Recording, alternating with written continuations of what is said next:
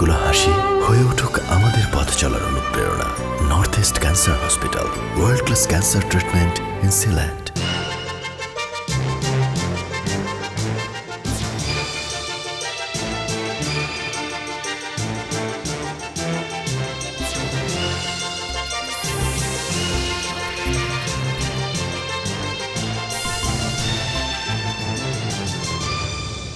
আসসালামু আলাইকুম। আমন্ত্রণ সবাইকে সিলেট স্টুডিও থেকে চ্যানেল এস সিলেটের খবরে। আপনাদের সঙ্গে আছি আমি রোহেনা সুলতানা। শুরুতেই জানিয়ে দিচ্ছি প্রধান শিরোনাম। জঙ্গি সংশ্লিষ্টতার অভিযোগ। সিলেটের বেসরকারি বিশ্ববিদ্যালয়ে লিডিং ইউনিভার্সিটির শিক্ষার্থী মাহবুব ইকবাল মুন্নাকে 7 দিনের রিমান্ডে নিয়েছে পুলিশ। অস্ট্রেলিয়ায় সাইবার সিকিউরিটি সম্মেলন শেষে দেশে ফিরলেন বাংলাদেশ দলের team leader Mahmudus Samad Chowdhury MP. বিমানবন্দরে সর্বস্তরের মানুষের সংবর্ধনা। সিলেটে আগামী সেপ্টেম্বর মাসে শুরু হচ্ছে বাংলাদেশ প্রিমিয়ার লিগ। দেশের সেরা ক্লাবগুলোর খেলা দেখার জন্য অপেক্ষায় সিলেটের ফুটবল প্রিয় দর্শকরা। হজ যাত্রীদের সুবিধার জন্য হবিগঞ্জ পৌরসভার ব্যতিক্রমী আয়োজন। হবিগঞ্জে অনুষ্ঠিত হয়েছে দিনব্যাপী হজ প্রশিক্ষণ। এবং বৃক্ষরোপণে জনসচেতনতা বৃদ্ধির লক্ষ্যে মৌলভীবাজারে সপ্তাহব্যাপী বনজ ফলজ মেলার উদ্বোধন। শুনছিলেন শিরোনাম, এবারে পুরো খবর। বিদেশ পালিয়ে যাওয়ার সময় হযরত শাহজালাল আন্তর্জাতিক বিমানবন্দর থেকে গ্রেপ্তার হওয়া হিজবুত তাহরীর সদস্য ও সিলেটের বেসরকারি বিশ্ববিদ্যালয় লিডিং ইউনিভার্সিটির শিক্ষার্থী মাহবুব ইকবাল মুন্নাকে 7 দিনের রিমান্ডে নিয়েছে পুলিশ। বুধবার সিলেট মুখ্য মহানগর হাকিম 1 এর বিচারক সাইফুজ্জামান হিরোর আদালতে তাকে হাজির করে পুলিশ 10 দিনের রিমান্ড চায়। আদালত রিমান্ড শুনানি শেষে 7 দিনের রিমান্ড মঞ্জুর করেন। 31 জুলাই রাতে ঢাকার শাহজালাল আন্তর্জাতিক বিমানবন্দর থেকে পালিয়ে যাওয়ার সময় ইমিগ্রেশন পুলিশ তাকে আটক করে। তার বিরুদ্ধে জঙ্গি সংশ্লিষ্টতার অভিযোগ রয়েছে। 2011 সালে তাকে নিষিদ্ধ ঘোষিত জঙ্গি সংগঠন হিজবুত তাহরীরের লিফলেট বিতরণকালে আটক করা হয়েছিল। পরে সে জামিনে মুক্তি পায়। মাহবুব ইকবাল মুন্না লিডিং ইউনিভার্সিটির আইন বিভাগের 3য় বর্ষের ছাত্র। এর আগেও একই অভিযোগে লিডিং ইউনিভার্সিটির আরও 2 ছাত্রকে আটক করে পুলিশ। জাতীয় সংসদের প্যানেল স্পিকার, প্রতিরক্ষা মন্ত্রণালয় ও বৈদেশিক কর্মসংস্থান মন্ত্রণালয়ের সংসদীয় কমিটির সদস্য মাহমুদুস সামাদ চৌধুরী এমপি বৃহস্পতিবার অস্ট্রেলিয়ায় সরকারি সফর শেষে ওসমানী আন্তর্জাতিক বিমানবন্দরে পৌঁছালে বিপুল সংখ্যক দলীয় নেতাকর্মী তাকে সংবর্ধনা জানান। এ সময় তিনি বিমানবন্দরে উপস্থিত নেতাকর্মীদের উদ্দেশ্যে তার গুরুত্বপূর্ণ এই সরকারি সফর সম্পর্কে সংক্ষিপ্ত বক্তব্য রাখেন। এ সময় উপস্থিত ছিলেন ফেঞ্চুগঞ্জ উপজেলা আওয়ামী লীগের সভাপতি শওকত আলী, সিলেট জেলা আওয়ামী লীগের শিক্ষা বিষয়ক সম্পাদক কবির উদ্দিন আহমদ, সিলেট জেলা আওয়ামী লীগের সদস্য আলহাজ মইনুল ইসলাম, হাজী লেইস চৌধুরী, দক্ষিণ সুরমা উপজেলা আওয়ামী লীগের যুগ্ম সাধারণ সম্পাদক রাজ্জাক হোসেন, ফেঞ্চুগঞ্জ উপজেলা আওয়ামী লীগের যুগ্ম সাধারণ সম্পাদক জাহিদ ইকবাল সুনাম, ফেঞ্চুগঞ্জ ডিগ্রি কলেজের অধ্যক্ষ ভাস্কর রঞ্জন দাস, ফেঞ্চুগঞ্জ উপজেলা পরিষদের অস্থায়ী চেয়ারম্যান মোহাম্মদ শহীদুর রহমান রুমান, ফেঞ্চুগঞ্জ উপজেলা আওয়ামী লীগের সাবেক সাধারণ সম্পাদক ফয়জুল ইসলাম মানিক। উল্লেখ্য, গত 26 জুলাই তিনি অস্ট্রেলিয়ার Brisbane Queensland parliament Commonwealth parliamentary cyber security সম্মেলনের 5ম সেশনের কনফ্লিক্টস ইন সাইবার স্পেস এর সভাপতিত্ব করেন। সম্মেলনের বাংলাদেশ পার্লামেন্টারি দলের টিম লিডার হিসেবে নেতৃত্ব দেন মাহমুদুস সামাদ চৌধুরী। তিনি সভায় সাইবার অপরাধ ও সাইবার নিরাপত্তা নিয়ে 3 দিন ব্যাপী সম্মেলনে গুরুত্বপূর্ণ বক্তব্য রাখেন। সরকারের পাশাপাশি দরিদ্র প্রতিবন্ধী ব্যক্তিদের চিকিৎসা ও পুনর্বাসন সেবা করছে বিভিন্ন বেসরকারি ও সামাজিক প্রতিষ্ঠান। মৌলভীবাজারে তেমনি 2টি প্রতিষ্ঠান পরিদর্শন করেছেন লন্ডনের কমিউনিটি নেত্রী ও মিডিয়া কর্মী, চ্যানেল এস লন্ডন অফিসের senior presenter doctor Zakir Rezwana.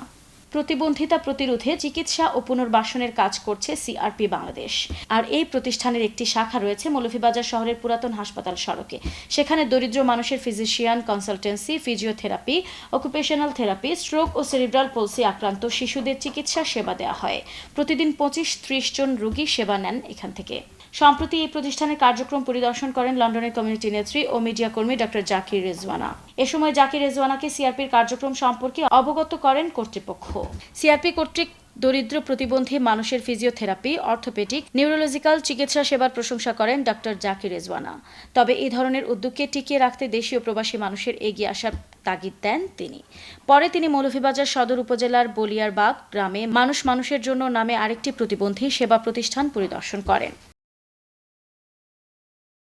CRP Moulvibazar শাখা শুরু করেছি সিআরপি সিলেট ডিভিশনের সঠিক পুনর্বাসন এবং প্রতিবন্ধীদের সেবা করার জন্য। পেশেন্টের যে সার্ভিসটা ফিজিওথেরাপি বলেন, স্পিচ থেরাপিস্ট, এটা তো ঢাকা মেডিকেল কলেজের মতো জায়গাতে আমার জানা মতো এখনো হয়তো বা নাই, আমি 100% মানে মোট কথা অনেক জায়গায় নাই। স্পিচ থেরাপিস্ট দেখলাম, অকুপেশনাল থেরাপি দেখলাম, ট্র্যাকশন, এগুলো সব আছে।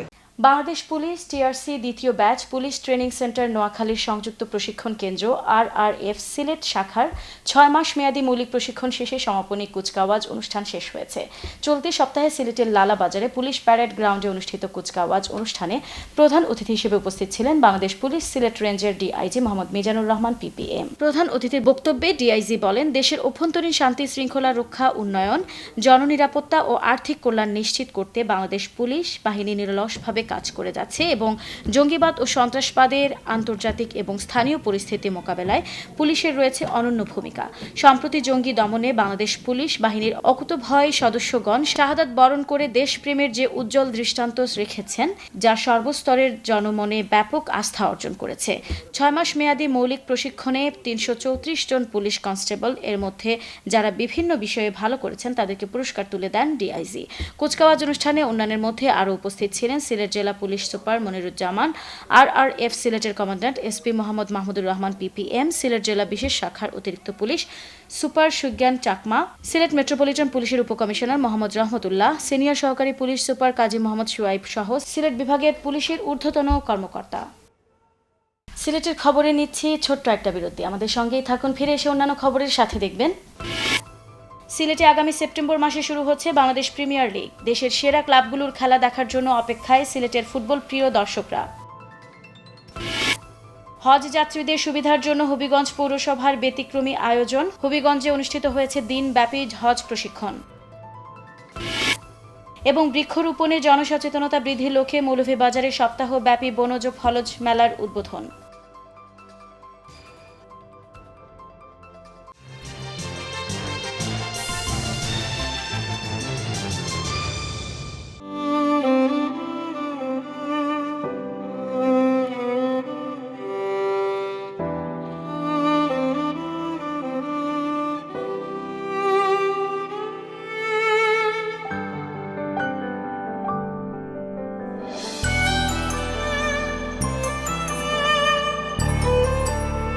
এমন অনেকগুলো হাসি হয়ে উঠুক আমাদের পথ চলার অনুপ্রেরণা। North east cancer hospital, world class cancer treatment in Sylhet.